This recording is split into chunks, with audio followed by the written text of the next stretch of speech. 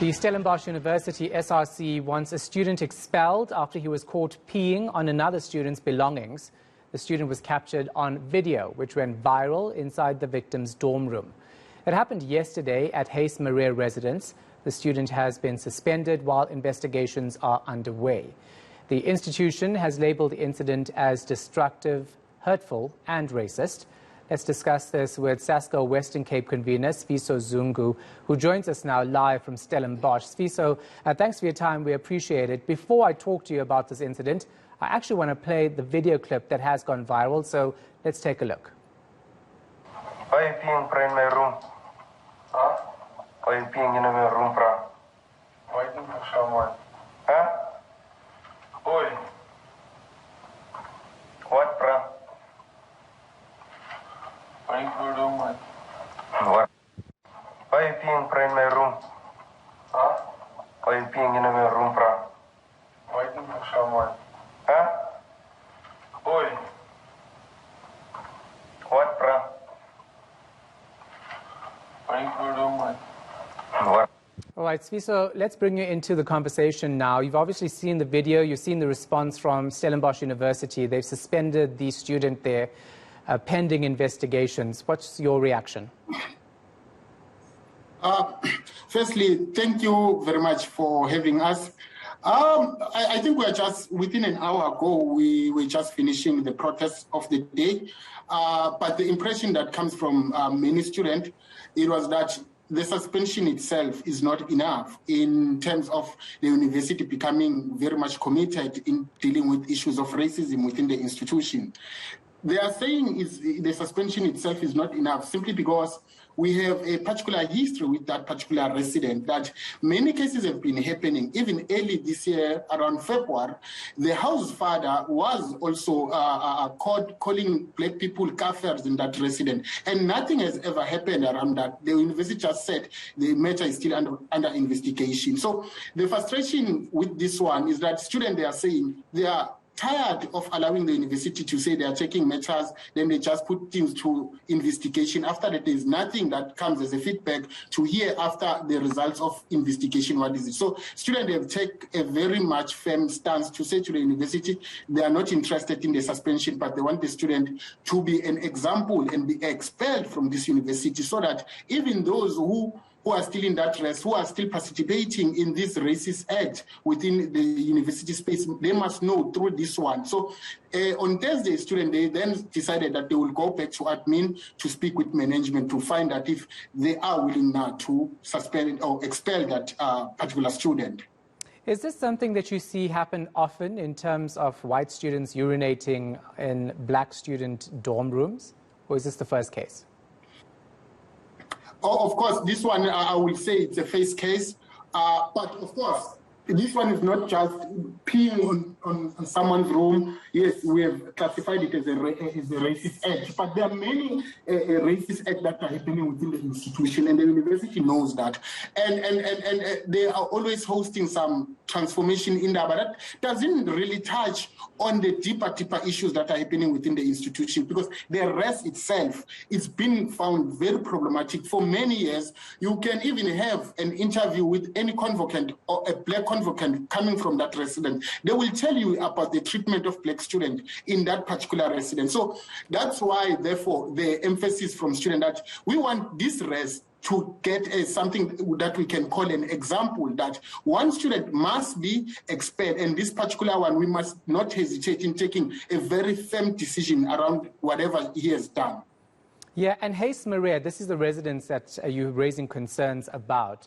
Have you been in contact with the university about previous incidents at all, and have you been ignored completely? Because that's the picture you're painting right now.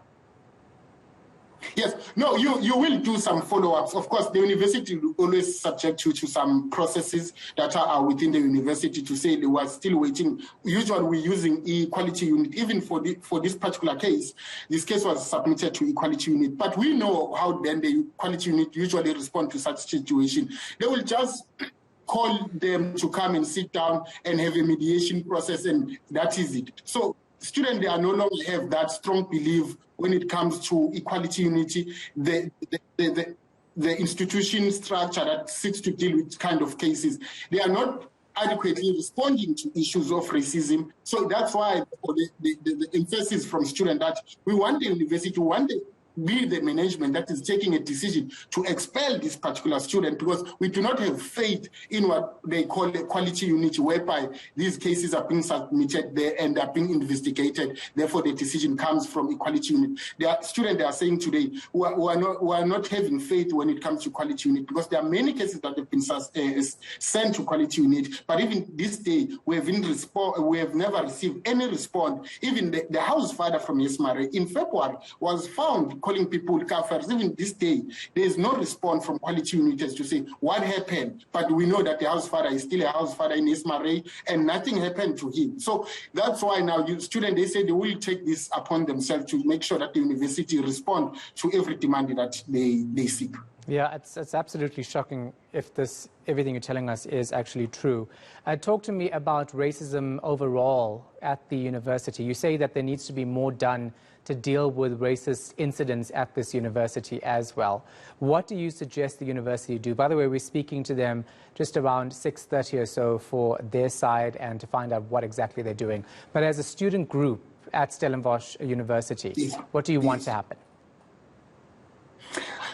What I think is primary to many students is that, firstly, many students, they are saying they have this fear to speak out. So what we are pushing to the university is to say they must create a space that is so safe for every student to be able to speak about any issues that they are facing, be at rest, be at their faculties, be at around campus in general. So, and today from the Vice Rector of Teaching and Learning, he did actually give a commitment that part of the things that they are going to do is to, again, create that space whereby we engage in such issues, right? And what we want to do to the university, because we have realized that most people who come with this act within the university is firstly men, white, first-year students, right? And we understand that perhaps most of them, they are coming from a particular community. When they come to university, they are not necessarily trained to understand what needs to be said within the space of university. If you do such things that are racist, here you will be called out and you can be actually suspended. But the university is not doing enough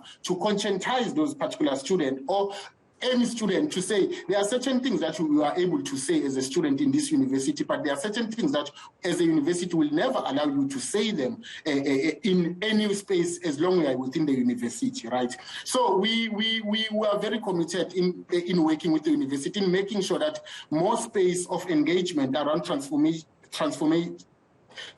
the university, it's happening. So we are in good contact, and tomorrow we are meeting with the director of student communities to just deliberate on it and see how then we can take the conversation forward as the university. Is this part of an initiation process at all at the university where you see students doing ridiculous acts like this, or is it beyond that? So I wouldn't lie, but I will say previous years, yes, there was certain cultures within residents that they were happening. And you will remember, I think it was around 2015 when the emergence of Open Stellenbosch student movement, they managed to address many issues around the institution. And you can see, as much as it's so slow, but there is a sense of changing certain ways of doing things, right? Because previously, many students, they were not feeling at home when the university is doing a welcoming, because many things, they were so much invested in an African culture, you know. So you will always feel accommodated within the space. You will never feel as if you are at home. You are like any other student. You are equal to other students, right? But I can assure you that checking from 2015 and looking at now, in many residences, there is a sense of change, even though it's so slow, right? And the primary concern with many students is that when it comes to leadership structures, especially in residencies, it must reflect the diversity that we are having, because a rest like Yes Maries is just led by only white students. Mm-hmm. And that is concerning to many students within campus, right? So that's one of the things also they were calling that we want the university to also dissolve the leadership of that rest, to re-elect students and be diverse, as the university will claim that it promotes diversity within its space. Who elects the student leaders at these residences? It's mainly students, right? It's students who participate. But of course, in a rest like yes, Marek, it's not easy to find black students participating in those processes whenever they are electing their leadership, right? You will find that in a house meeting, a house that maybe is hosting about 250 students, you will find that there's only 2 black students who will attend their house meetings, or that process of voting for who should lead is not because they don't want to participate, but they know that eventually they are excluded. You know, sometimes those leaders, they will communicate in a language that is foreign to others, that they don't even understand, right? So you see no reason for you to even partake in these things, you know. So those are part of the reasons that, therefore, we are saying we want the university at least to dissolve the leadership of that race, to have another re-elect leadership that is going to be diverse and that is going to be sensitive in issues of students. Because we can tell you that this thing was reported early in the morning, right? The only time they decided to respond to it, it's when Sasco intervened, when Sasco visited that rest yesterday, speak with the leadership of the rest. That's the only time even the House Father get to know what is happening. Otherwise, it was quiet. So no one was going to take it if Sasco didn't speak about this thing. Last quick question. The guy whose room that was actually urinated in, have you spoken to that student? Yes. What's he saying to you? How's he feeling? We've been with him from yesterday. Even today we've been with him. One thing that I can tell you is that the student is still traumatized, shocked, and he has this sense of fear to remain in that residence because he doesn't know what could happen tomorrow, right? And it's only today where you see that even the university is responding to this particular. So he is getting some sort of a relief a bit, but we can assure you that mentally currently we are not, I don't believe that is fine, but we are also clear that the university has already provided all resources to make sure that at least it do attend within the university, the psychologists, therapists, who are very grateful of that act from the university. But we want to make sure that that student is very much protected, you know. And the argument that we are submitting is also to ask the university to at least change him from that rest because he's not feeling comfortable to stay in that residence. Because he doesn't know if I can sleep today, then tomorrow morning what could again happen to him. So that's one of the reasons that we're asking the university to say, can't we change him to move to another rest? Because the reality is that he's not comfortable staying in that particular residence. Okay, we're going to leave it right there. I hope that when he is comfortable, you'll actually get him to speak to us about the incident so we can ask him these questions as well. Appreciate your time. Sifiso Zungu, Sasco Western Cape convener.